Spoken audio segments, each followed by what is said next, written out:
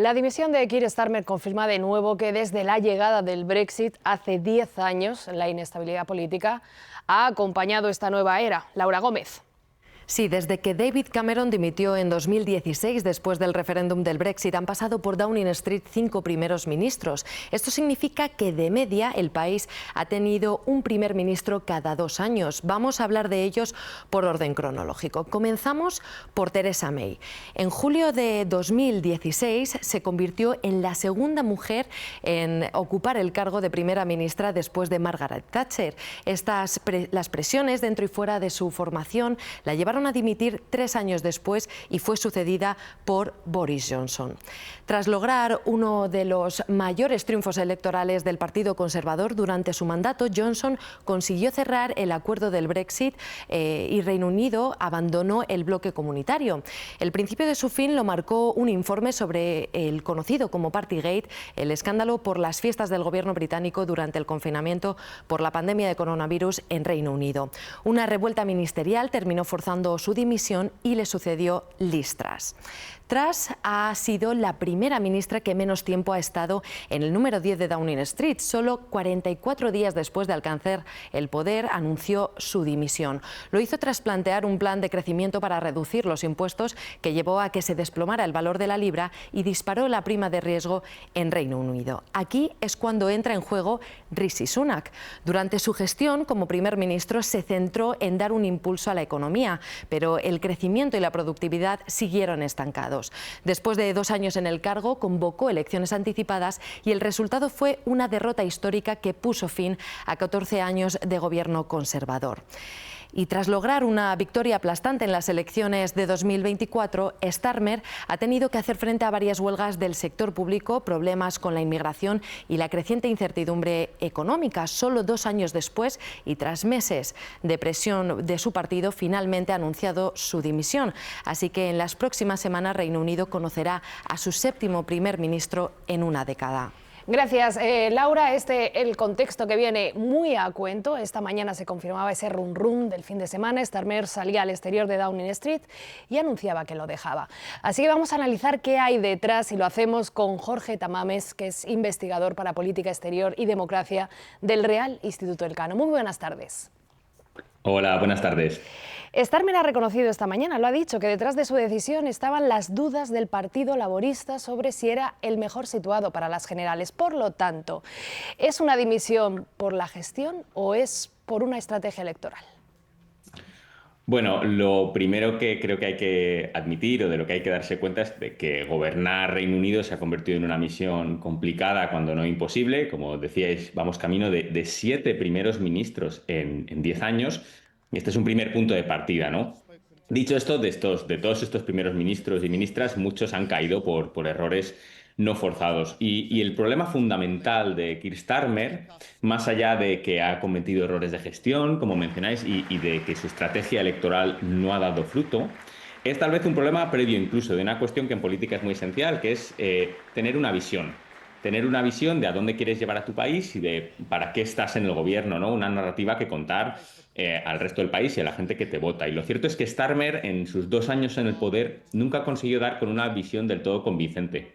Él llega al poder diciendo algo así como, bueno, después de 14 años de desgobierno de los conservadores, están en el poder ahora la gente seria, los adultos que van a gestionar el país de manera hábil y solvente. Bueno, eso no es un mal punto de partida, pero se tiene que concretar en una línea de acción específica, y ahí Starmer nunca fue capaz de explicar qué era realmente lo que quería hacer, ¿no?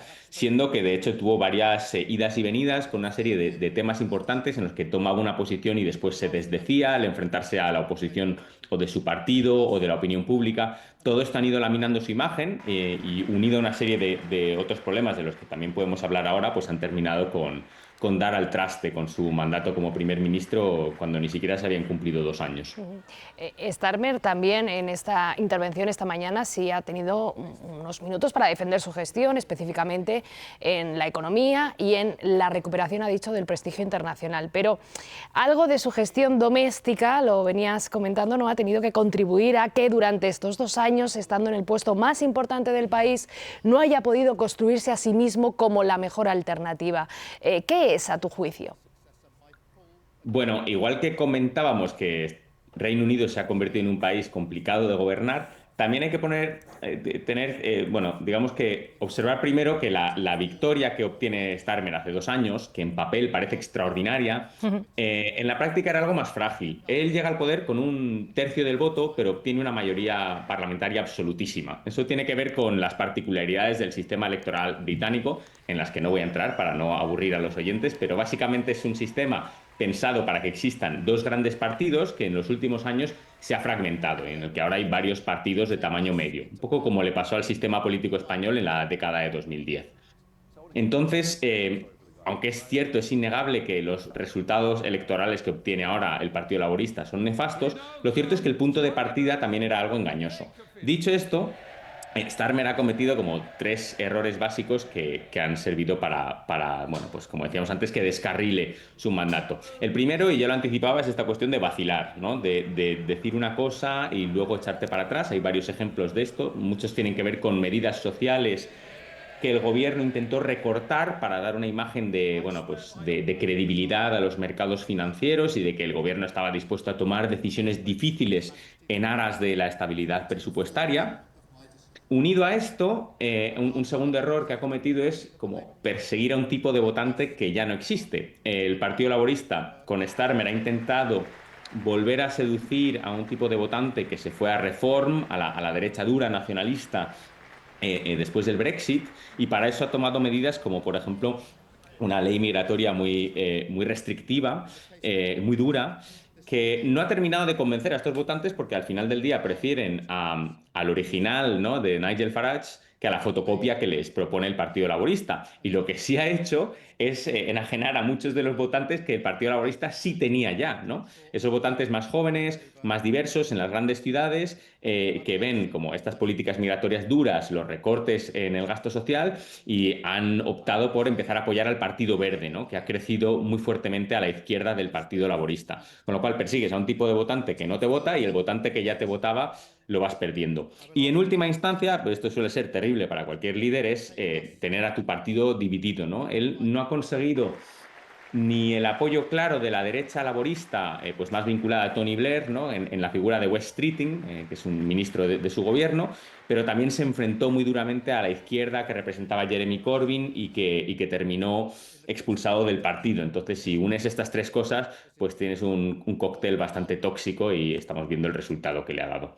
3 claves, sin duda. ¿Crees que la postura de acercamiento a la Unión Europea defendida por Starmer, cuando enfrente tienes destacado en las encuestas al impulsor del Brexit, a Nigel Farage, le ha pasado factura también? Pues yo no creo que ese sea en absoluto su problema, porque en Reino Unido ahora se da una paradoja muy curiosa, que es que Reform, el partido de Nigel Farage, el partido que se hizo famoso promoviendo el Brexit, crece en las encuestas en un momento en que la cuestión del Brexit, digamos que en la opinión pública está más o menos zanjada. Y está zanjada de la siguiente forma. Todo el mundo considera, bueno, no todo el mundo, pero una gran mayoría de la opinión pública considera que fue un fracaso y un gran error, y que ha dejado a Reino Unido en una suerte de callejón sin salida. Es tan fracaso el Brexit que ha fracasado incluso en sus propios términos. Y uno, claro, es el de la política migratoria, la cuestión migratoria. Se supone que el Brexit iba a frenar la llegada de migrantes al Reino Unido, y lo que ha hecho es obstaculizar la llegada de migrantes del resto de la Unión Europea, pero bueno, para suplir esa falta de personal, que es clave pues, para los servicios sociales británicos, para la dependencia, para la tercera edad, para los servicios de salud, y que muchas veces venía del sur y el este de Europa, ahora se recurre a migrantes extracomunitarios, es decir, de aún más lejos, con lo cual el problema no se ha resuelto, sino que para muchos de estos partidos, ¿no?, xenófobos y racistas de la derecha más dura británica, se ha agravado. Entonces, la cuestión del Brexit está en gran medida zanjada, y la cuestión del reacercamiento con Europa yo creo que es bastante estructural y tiene que ver con pues, el conflicto en Rusia, la relación cada vez más difícil de la propia Europa y de Reino Unido con Estados Unidos. Y bueno, esto yo creo que es algo que va a continuar en la siguiente, ¿no? El siguiente primer ministro no creo que altere el curso en este sentido. Lo que pasa es que tampoco parece que la situación esté madura a día de hoy como para replantear el retorno del Reino Unido a la Unión Europea. Tanto por la parte británica, porque significaría como reabrir todas las heridas que abrió el proceso de Brexit y que fueron considerables, como por parte de la Unión Europea, que ahora mismo, pues sin una garantía de mayor credibilidad por parte de Londres, ¿no? Sin saber si esto va a ser otro capricho que luego cambia a medida que cambie la opinión pública, pues difícilmente se querrá comprometer a un proceso que es muy complicado administrativamente y que es tortuoso. En cualquier caso, se da la circunstancia de, lo repasábamos ahora con Laura, 7 primeros ministros en 10 años. Mañana se cumplen 10 años precisamente del referéndum del Brexit. Más allá del caso concreto de Keir Starmer, o no solo, ¿ha sido este el factor principal de la inestabilidad política en el Reino Unido? Pues mira, empezábamos esta conversación hablando de errores no forzados. Y lo cierto es que, aunque el Brexit ha introducido muchísima volatilidad en la política británica, el Brexit no es lo que obligó a Boris Johnson a saltarse el confinamiento en pandemia y organizar fiestas en su casa. El Brexit no es lo que obligó a Liz Truss a diseñar un plan fiscal que creó un pánico financiero e hizo que su mandato como primera ministra durara menos que una lechuga fuera de un refrigerador. Todas estas cuestiones han sido por errores no forzados, ¿no? Entonces, igual que en el caso de Starmer, hemos podido ver varios que él ha ido cometiendo a lo largo de estos 2 años. Sin quitar importancia a todo lo anterior, lo cierto sí que es que el Brexit ha dejado al Reino Unido en una posición frágil. Es un país que ahora mismo no tiene un modelo de crecimiento tan claro como lo tenía en el pasado. Es un país que depende mucho para su crecimiento de Londres y el sector financiero de Londres, que estaba muy vinculado a la Unión Europea y por tanto el Brexit lo ha debilitado considerablemente. Es un país que tiene problemas en su modelo de productividad y de crecimiento económico, una cierta sensación de estancamiento, y donde además persiste una desconfianza entre el Banco de Inglaterra, el Banco Central, y bueno, pues los ministerios económicos que tienen que hacer la política económica del gobierno, lo cual también obstaculiza y pone límites al margen fiscal que tiene el gobierno. Pero realmente, en definitiva, el mayor error no forzado de todos tal vez haya sido el propio Brexit, ¿no? Que fue un referéndum que David Cameron convoca para contentar a una parte más euroescéptica de su partido, pensando que lo va a ganar, ¿no? Que el sí a la pertenencia a la Unión Europea va a ganar sin problemas. Comete un error de cálculo garrafal y, bueno, en la práctica, pues con una mayoría muy exigua, que era la que produjo ese referéndum, se ha tenido que seguir un proceso, como decía antes, pues largo, farragoso, que ha requerido muchísimos costes administrativos también en Reino Unido y que ha desembocado en un país pues con índices de crecimiento más bajos y sin un modelo de crecimiento claro. Por lo tanto, el balance difícilmente puede ser positivo y, bueno, el sucesor de Starmer tiene por delante una tarea muy exigente. Jorge Tamames, investigador del Real Instituto del Cano. Muchísimas gracias. Me ha hecho gracia lo de la lechuga fuera del refrigerador. Sí. Hasta luego. Está así. Ha sido un placer. Muchas gracias. Adiós. Gracias por el análisis.